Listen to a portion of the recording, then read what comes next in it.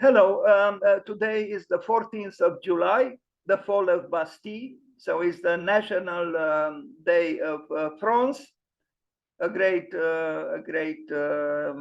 day for France and the world if we believe indeed in liberté, égalité, fraternité. But I wonder if indeed these three words evoke, as would be nice, realities. I'm afraid that often maybe, or sometimes, maybe these three words are used in a rather demagogical way.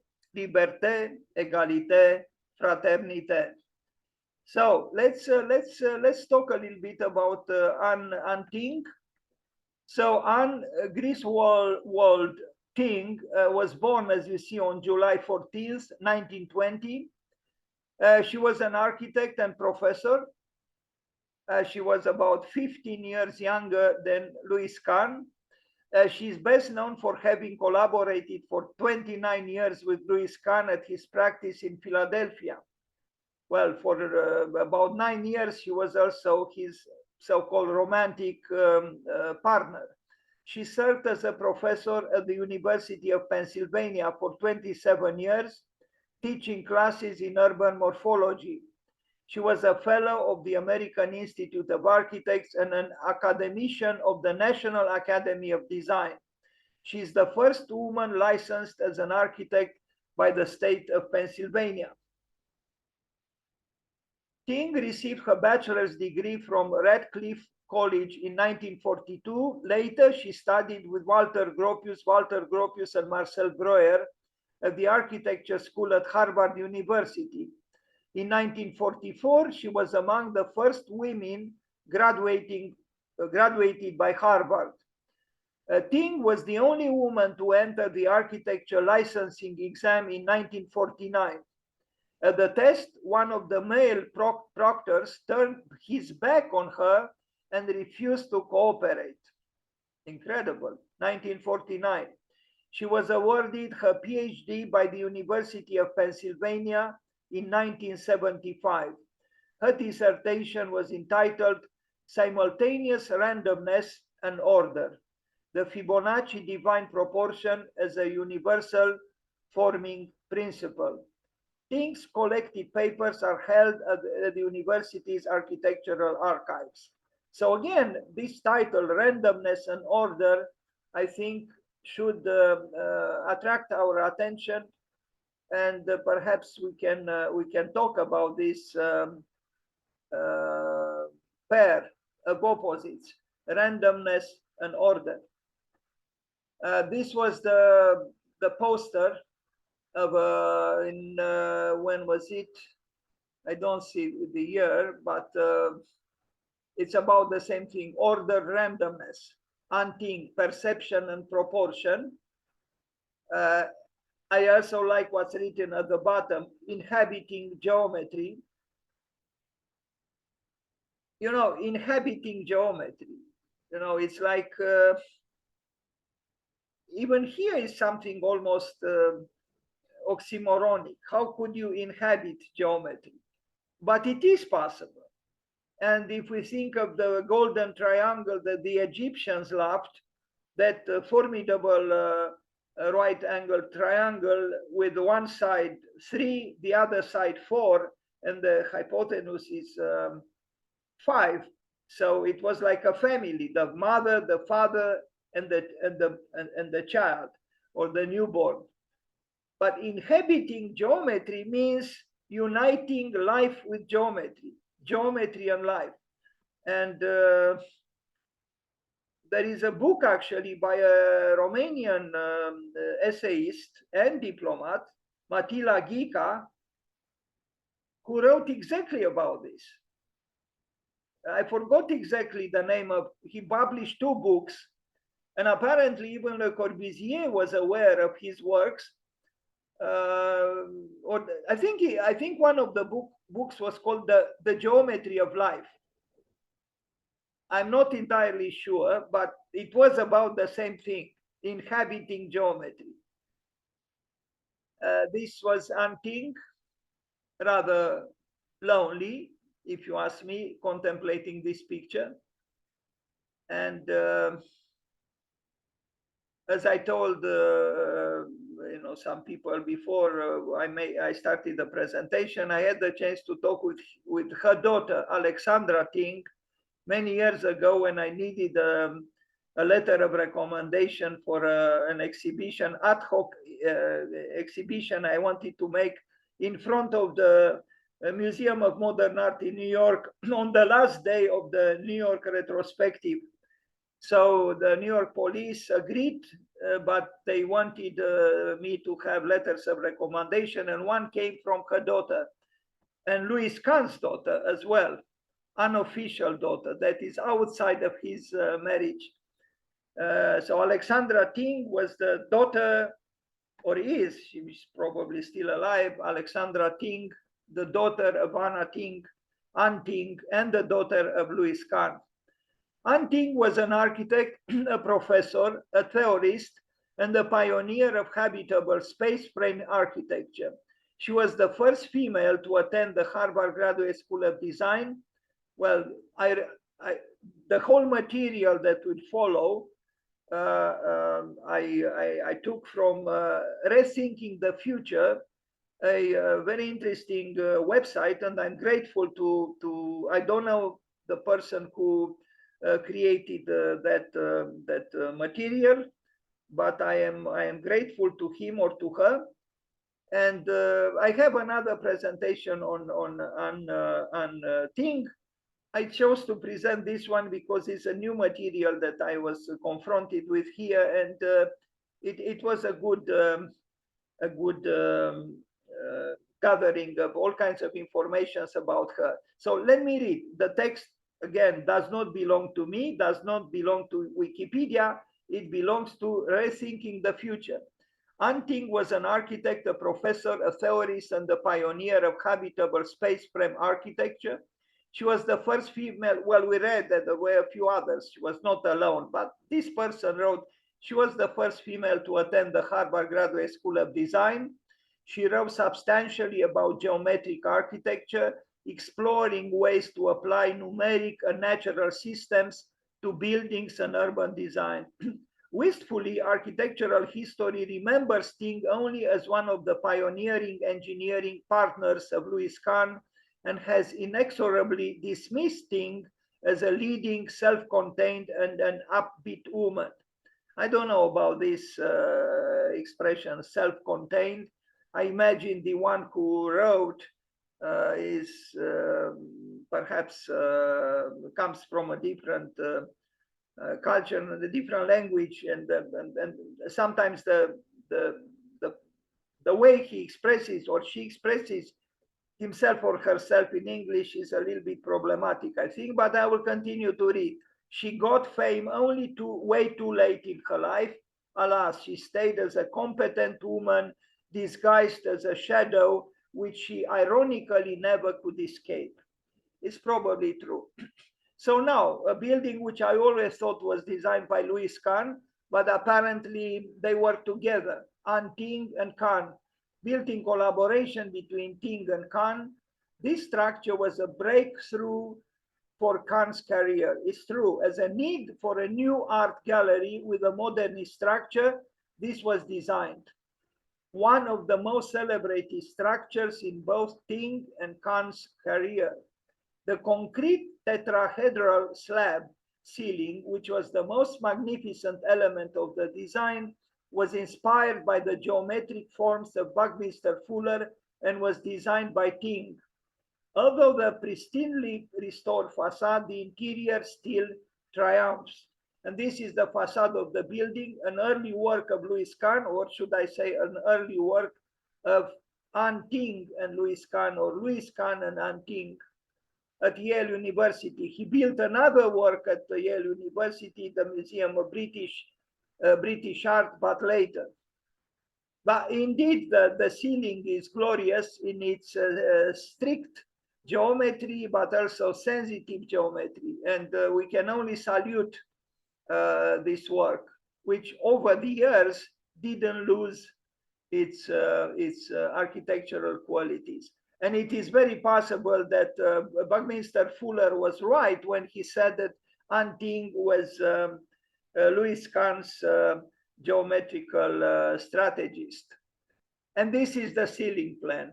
You know, I would put it on the wall right now as a great graphic work. It's impeccable. You know, it's impeccable even as a drawing.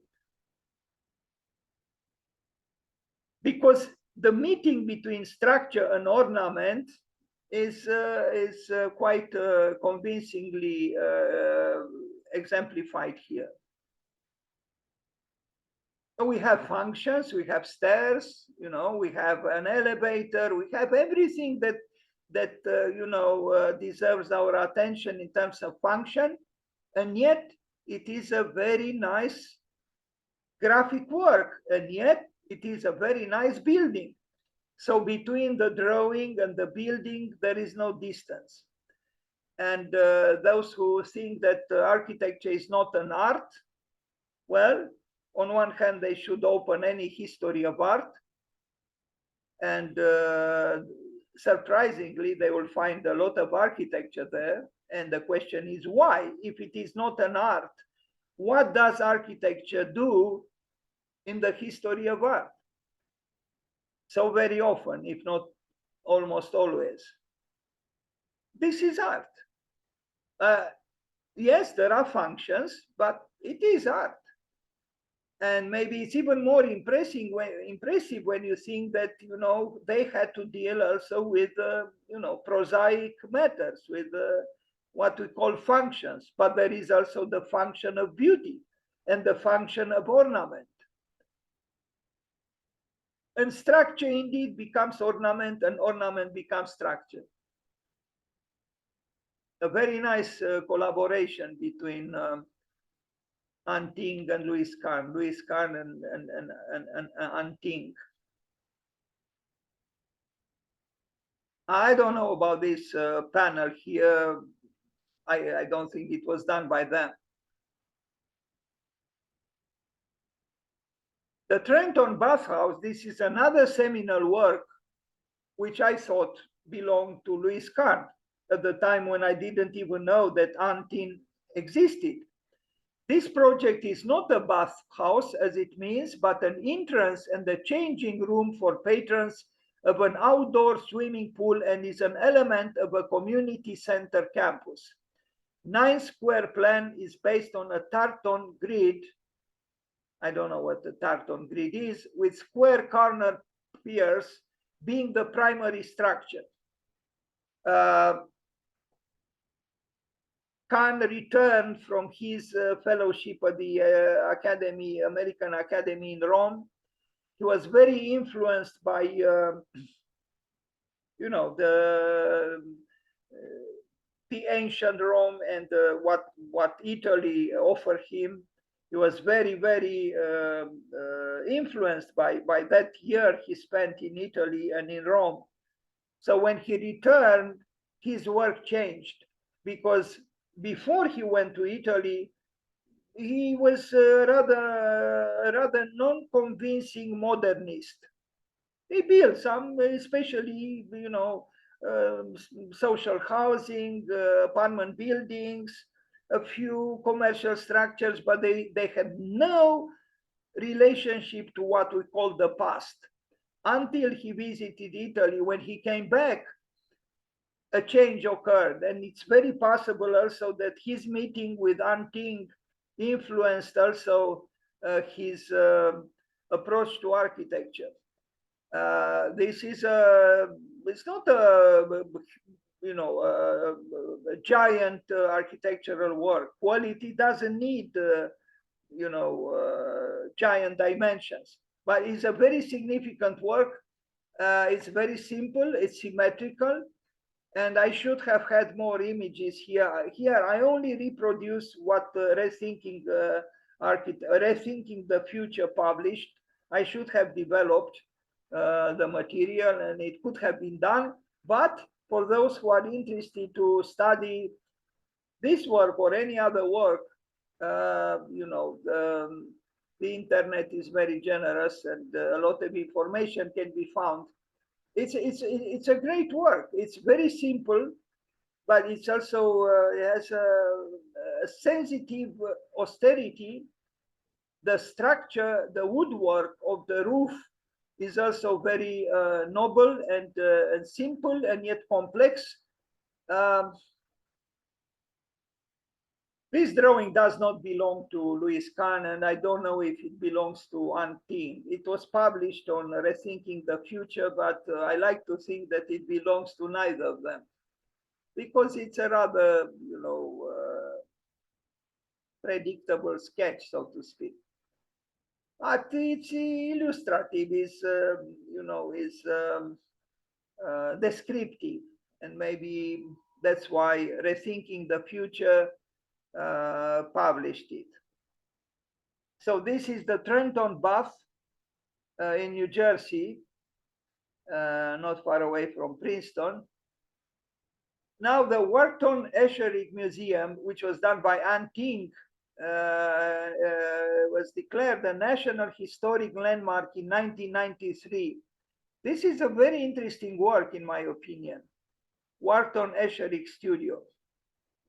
I like it because it has, on one hand, a certain almost, fable-like sweetness, and on the other hand, a certain monumentality with some almost ominous overtones.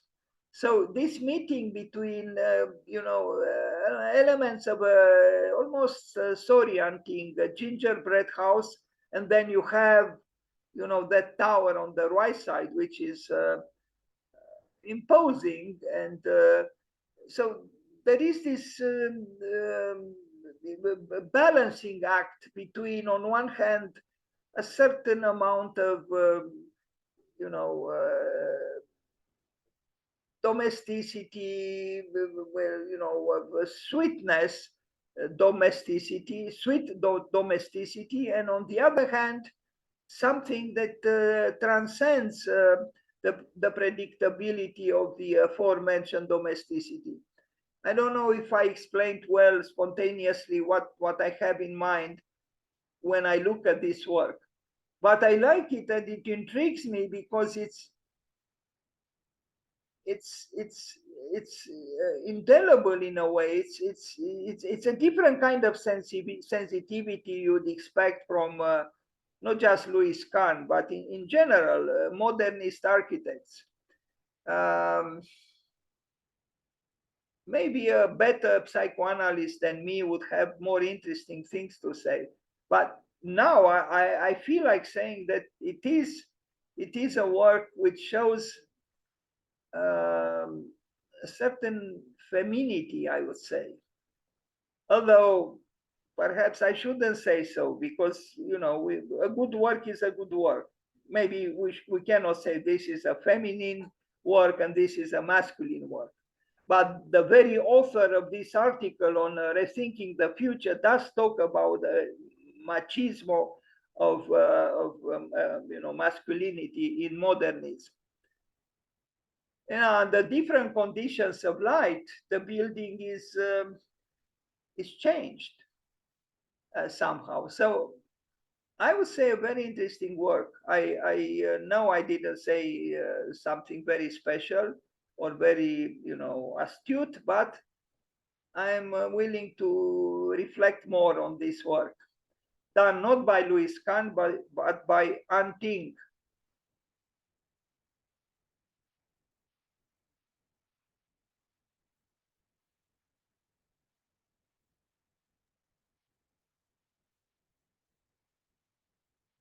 I mean, even the setting, is so almost undesigned, and I like the the vernacular aspect of it, and the rurality, and the in a way the absence of the designer. It is as if the designer left on her tiptoes the building site. Now we go to a very different kind of work, and I knew absolutely nothing about Tyng participating in this very important work that I always thought belonged to Louis Kahn. the Jonas Salk Institute for Biological Studies in La Jolla, California. This Biological Study Institute was built for Jonas Salk, yes.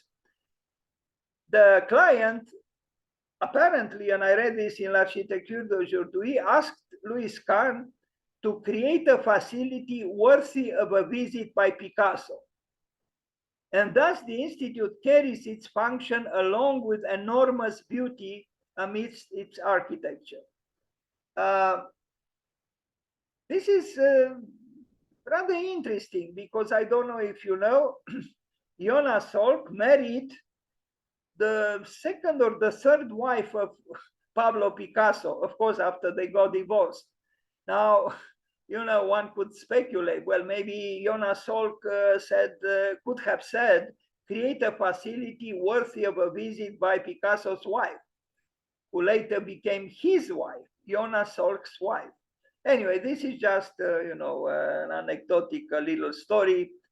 But Louise Kahn and Tyng, if indeed she was involved, and I imagine she was, otherwise Rethinking the Future would not have mentioned this fourth work as belonging to the group of 15 significant works by Anne Tyng.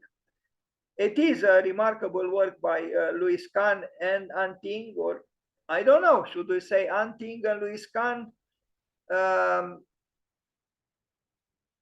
I could talk day and an evening and another day about this building, perhaps, which is very inspiring because here we see l'esprit de géométrie and l'esprit de finesse, the spirit of geometry and the spirit of fineness in a very convincing conjunction.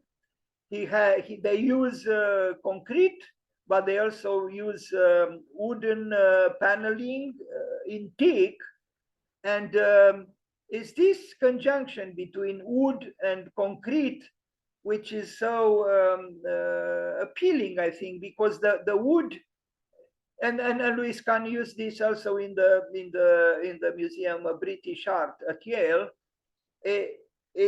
Wood brings in an intimate quality, a warmth, and you know, it balances the cold conglomerate, to refer to what Frank Lloyd Wright thought about concrete as being a conglomerate. The cold conglomerate concrete is.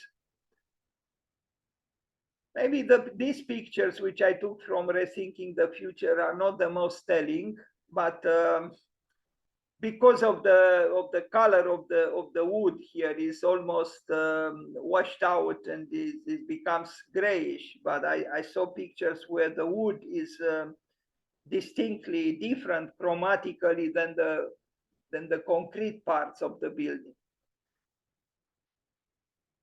Those windows are oriented towards the ocean, the Pacific Ocean, and there are even speculations now. I don't know if it's true or not that the sun sets. I think I forgot the equinox of the solstice, exactly in line with the channel of water that crosses longitudinally the space between the two rows of laboratories that face each other, but through those diagonal segments of the research rooms, the laboratories are oriented towards the ocean. I read that actually Louis Kahn asked Luis Barragan, his friend Luis Barragan, to he didn't know what to do about this space between the two rows of the building. He actually wanted to plant it, to use vegetation, and apparently Luis Barragan advised him not to have a very, in a way, austere plaza between the two sides of the building.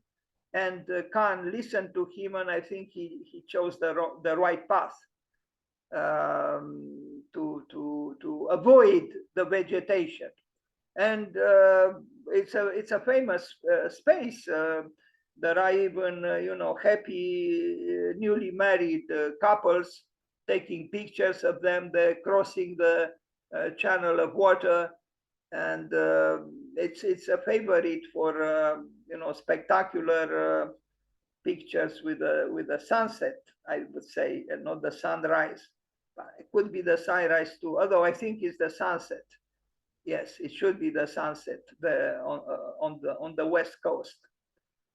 And now, what is this? This is another building by Tyng, her own former residence. This residence speaks about Tyng's legacy and is her most powerful expression. She renovated her house. Again, this text belongs to the author who wrote about this on Rethinking the Future. So Anne Tyng renovated her house in the 1960s and made additions to it. One can find Tyng's papers in the architectural archives at the University of Pennsylvania, wherein she has included brochures for all the small-scale gadgets. She had armed her kitchen with the avant-garde engineering drawings of the third floor addition, a wooden space frame that resembles some exceptional form of origami. One of the later owners of the house says, "Living here feels like walking in music." Quite a compliment, no? I mean, any architect should desire to provoke such reactions. The house has a lifetime of radical architectural thinking tightly packed into its 1,300 square feet. It's a small house. The new owner of the house simply has decided to preserve the heritage designed by a woman who never had a role played in the forefront, thus the endowment by the lady. And this is her addition here at the top that Anne Tyng did. It's not assuming, you know, in a certainly not in a masculinist way. It is distinctly modern and innovative, but not assuming with the you know, the audacity, not to say impertinence, of some, you know, maybe similar additions done by you know, male architects. The interior is has complexity and simplicity.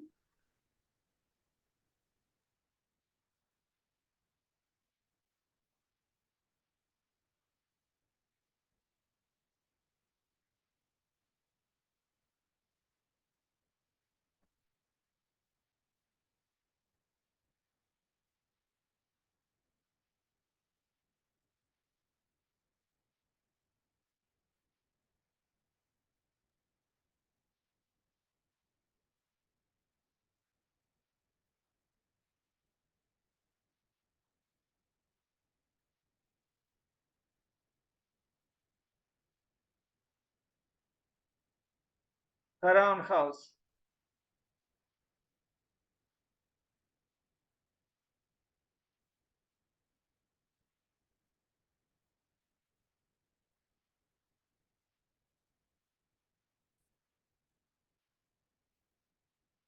Now another one, four-poster house.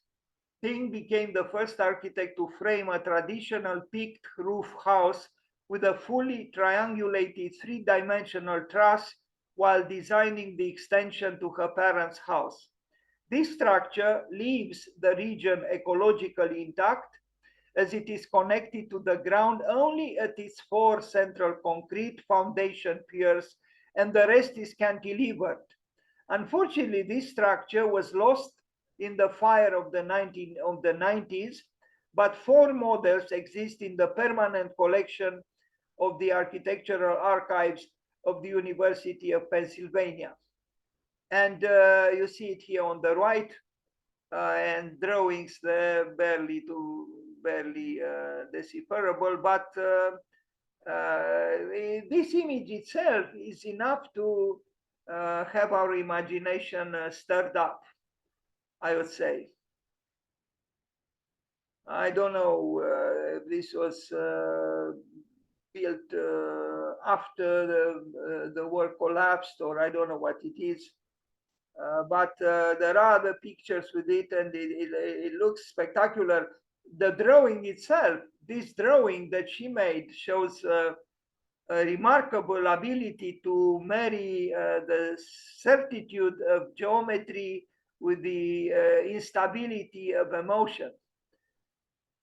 You know, it's clearly a work that didn't neglect dimensioning, that is geometry, but at the same time, this drawing is,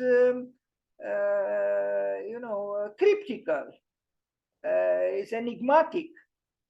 And I think this was a quality which Tyng had.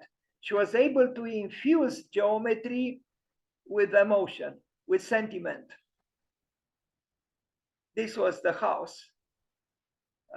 Remarkable house. It's too bad it vanished. And this was done for her parents, obviously open-minded parents. Maybe some parents would not have accepted such a structure or such a building, but her parents did. Probably they love her very much.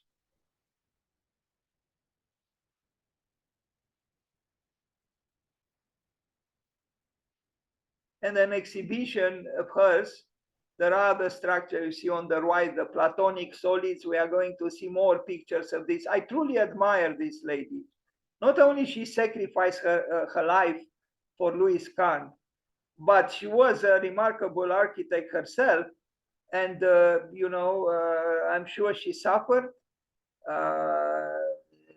She continued to create, and in a way, distinctly hers, if we are to compare her work from the work that Louis Kahn did.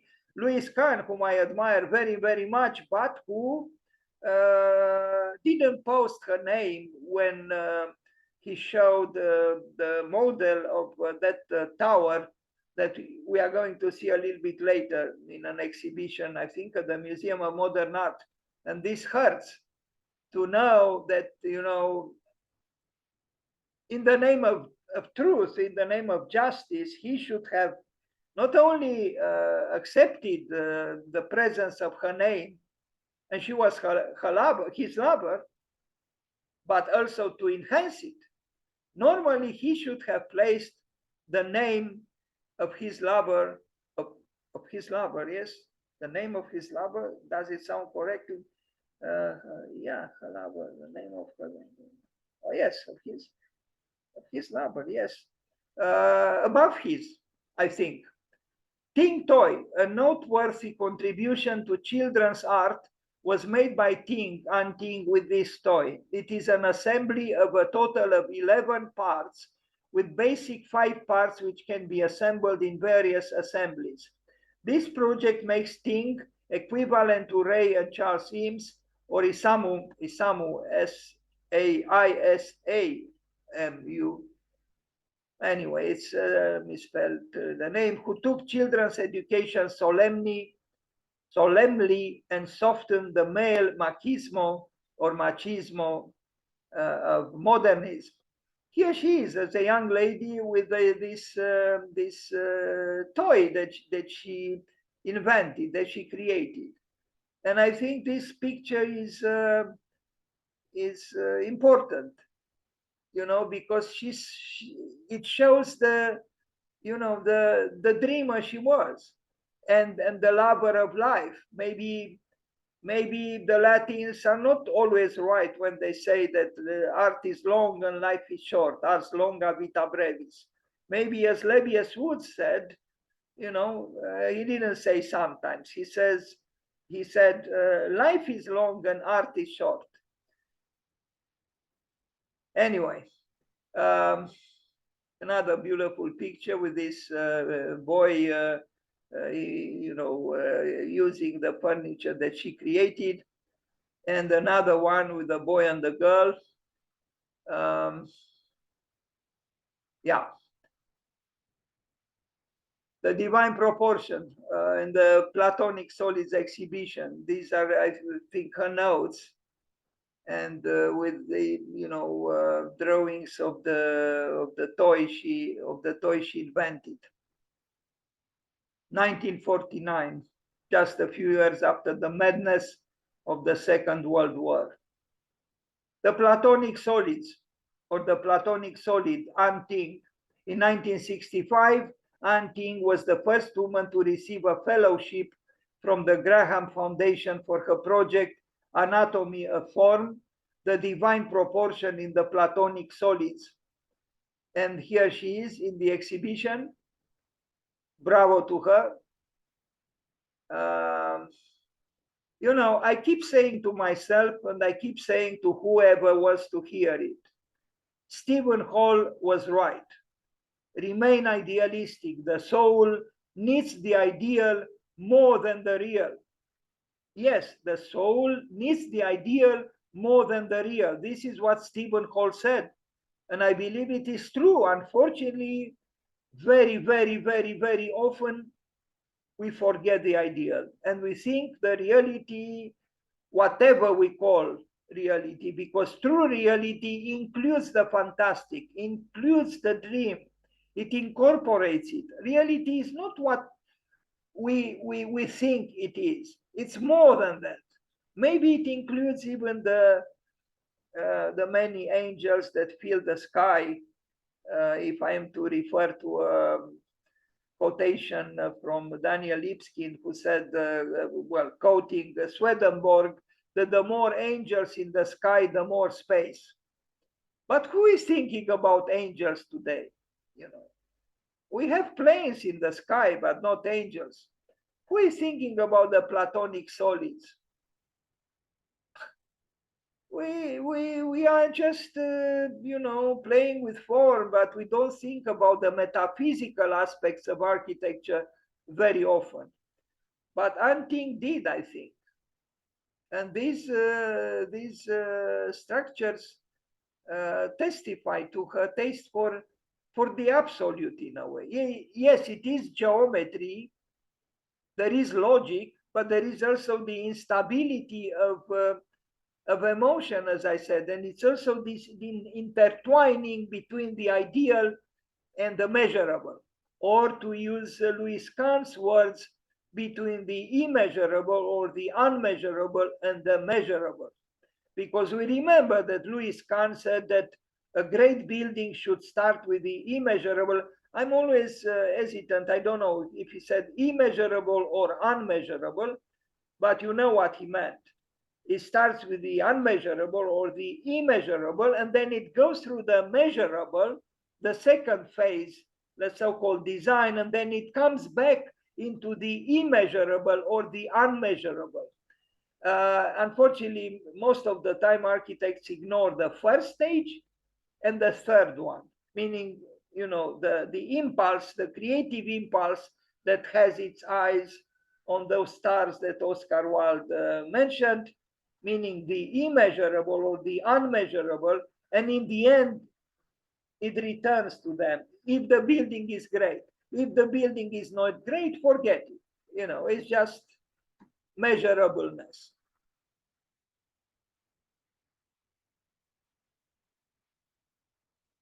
They are beautifully crafted, they are beautifully built, they are coherent for the logic of the brain, but they also open up to the beating of the heart. I like them very much. I hope they were not destroyed.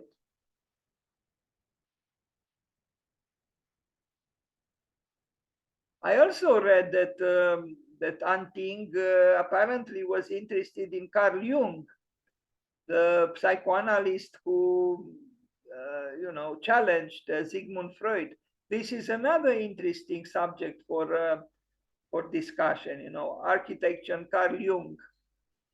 Urban hierarchy, the intricate plans, elevations, and models for her pioneering but little known urban hierarchy project in 1969-1971 elucidate how she translated her immense love for basic geometric elements into viable structures and systematic social solutions that are human in scale and materiality. Again, the text belongs to Rethinking the Future.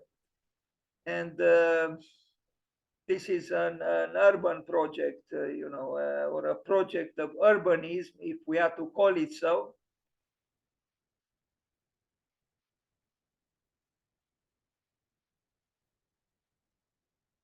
I don't know. I like to think that this drawing belongs to her. And I think it does, because what I know about the graphic works of Louis Kahn, he didn't draw like this.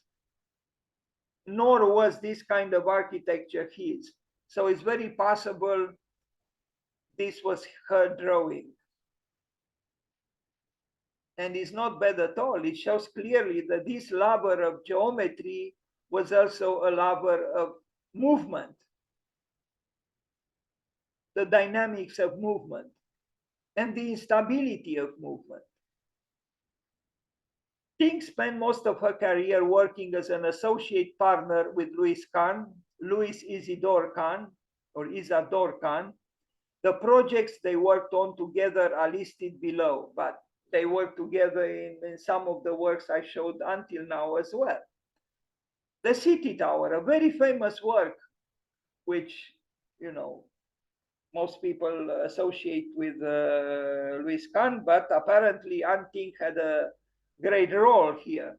City Tower, an integral futuristic project engulfed into turning every level to connect it with the one below, making a continuous complex structure.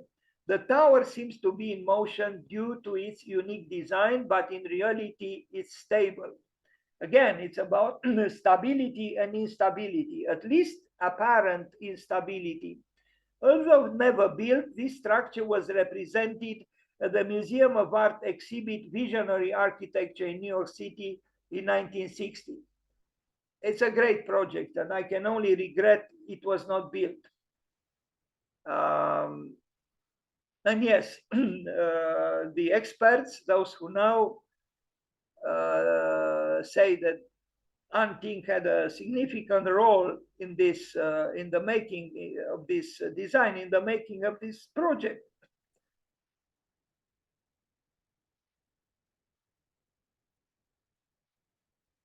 The relationship, well, maybe I shouldn't venture into this field. I was just thinking that in the relationship, although there was nothing romantic between Le Corbusier and Yannis Xenakis, while in the case of Louis Kahn and Tyng there was.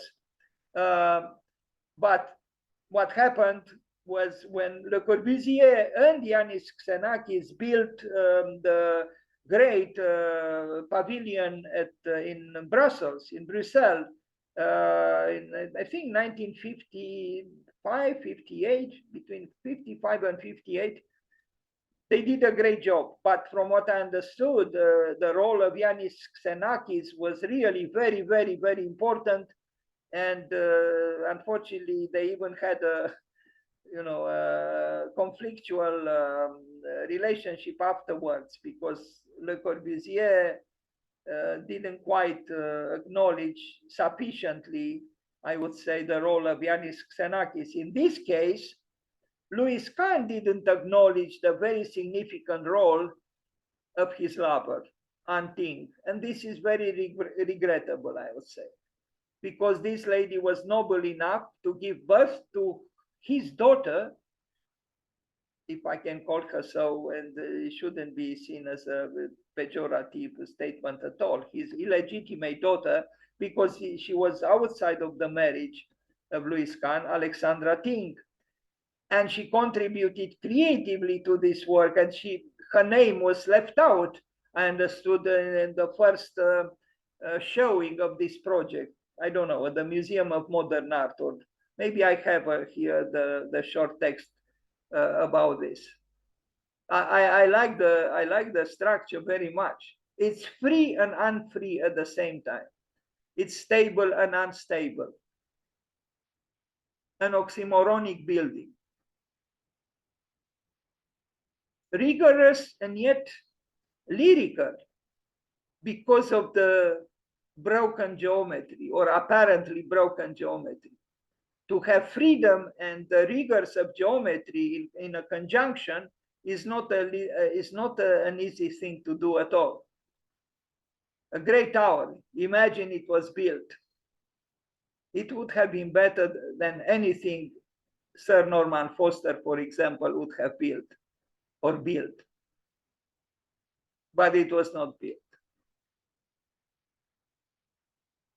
I don't know who wrote this. Modern computers allow us to use geometry in our daily lives without comprehending it, but Tyng had no such luxury when designing the city tower. This is another great work of, as I knew, Louis Kahn, but apparently Tyng had a role here as well. The Bryn Mawr dormitory in New Jersey, and a very important work. This was a modern Scottish castle. 3 diamond-shaped units connecting form the largest dining space in the college and splendid meeting space. Maybe a little bit cold inside because of the concrete, but it is an excellent work. Maybe a little bit austere for some, from what I read, but yes, a very serious architectural work, rigorous, with the diagonals or the rotations present in order to create a dynamic quality using a very clearly defined geometry. And this is the interior, a lot of concrete. You would say rather is, yes, the austerity of a monastery. The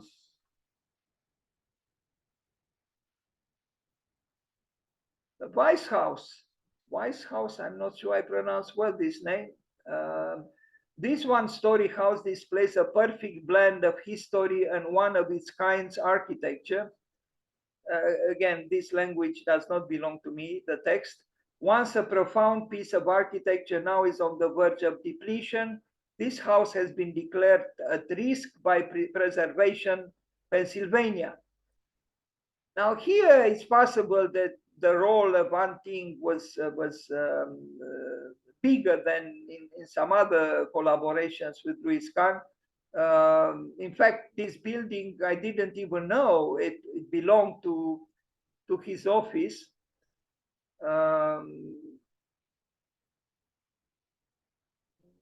Kahn built a little bit differently when he was by himself.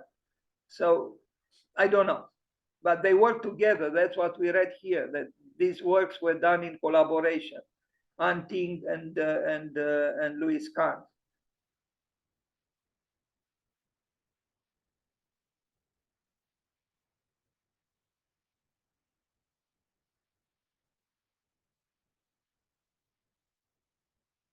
The Milk Creek redevelopment plan, this also took me by surprise because I knew this work as belonging to Louis Kahn. It was published in magazines. This is an early work by Louis Kahn and Tyng. It was built in 2 phases and consisted of 3 17-story high rises. The urbanist architecture had left the world spellbound, this person wrote. A perfect blend of design and utility is now left only on the pages of history. I think it was demolished. This complex of buildings, we don't see the towers here. We only see the lower height buildings. They were inexpensive, blocks of flats, maybe even social housing. This is sorry about the resolution of the plan. This is how Louis Kahn built before his travel, his 1 year at the American Academy in Rome. There was a modern architecture and the relationship with the past was not so emphatic and dramatic as it was after he returned from Italy. Exactly what the role of Tyng in this project was, I do not know. But we see here randomness, don't we? Louis Kahn was a very rigorous architect, but I think his artistic instincts were open towards accepting and maybe even promoting randomness, or at least the randomness that Tyng seem to be inclined towards.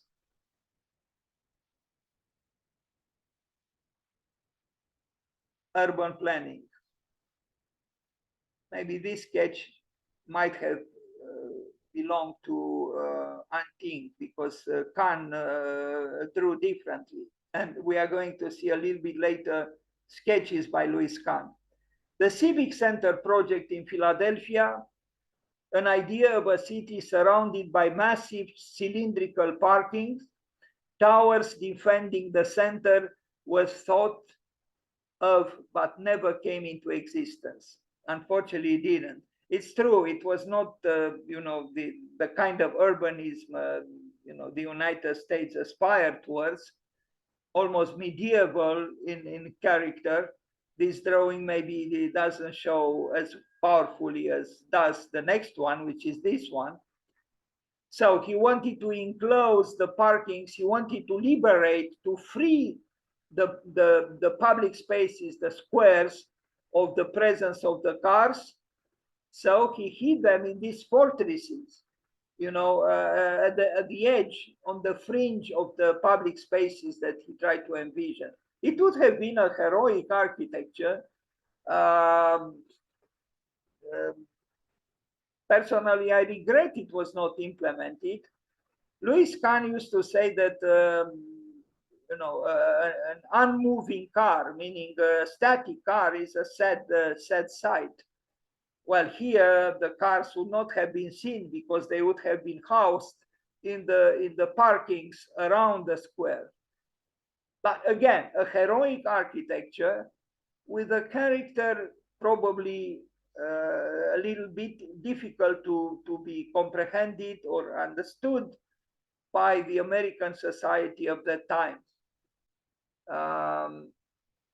I think this drawing deserves some discussion and some study.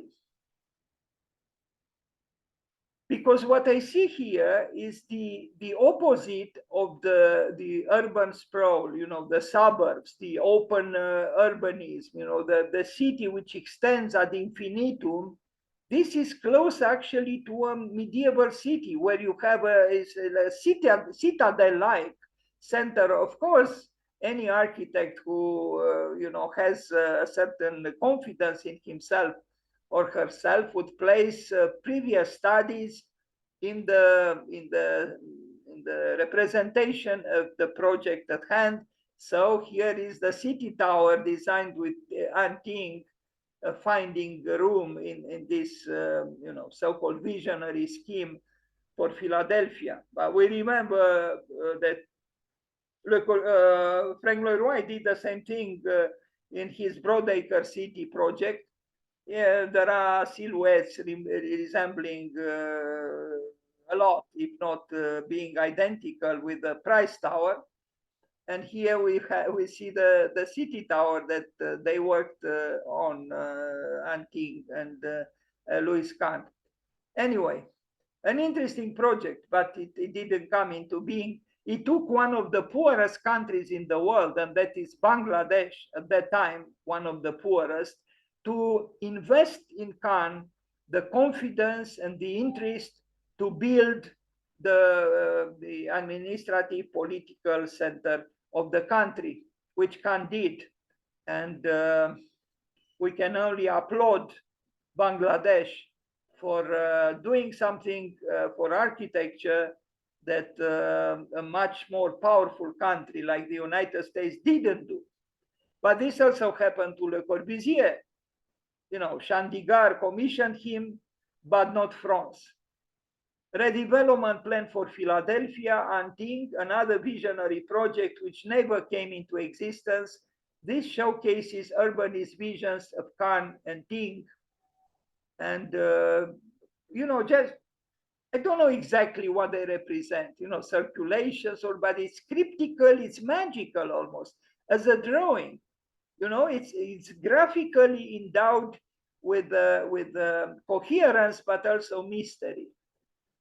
It's poetical, in other words. So, a subtle thought could infuse a drawing and could create even of an utilitarian representation, could create a magical entity, in this case a graphic one.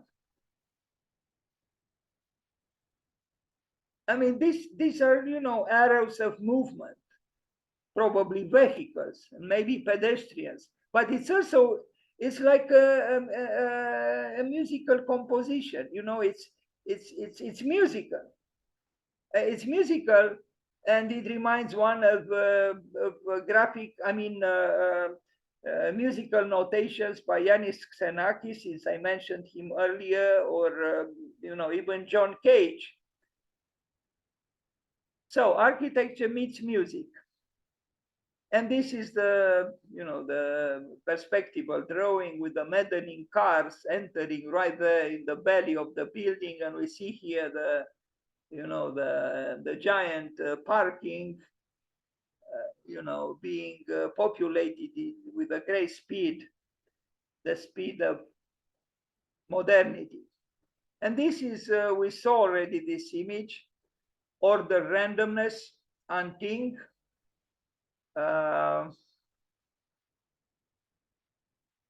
Bravo to her. Let's wish her happy birthday. For me, she wrote, architecture has become a passionate search for essences of form and space, number, shape, proportion, scale, a search for ways to define space by thresholds of structure, natural laws, human identity, and meaning. That's what she wrote in when it was published in 1984. And here is another quotation from her. Many women have been scared away from the profession because of the strong emphasis on mathematics. All you really need to know are basic geometric principles like the cube and the Pythagorean theorem. Nice. And indeed, it is an encouragement, not just to women, but I would say to men as well. So, an overlooked influence, and Tyng. Happy birthday to her. Thank you.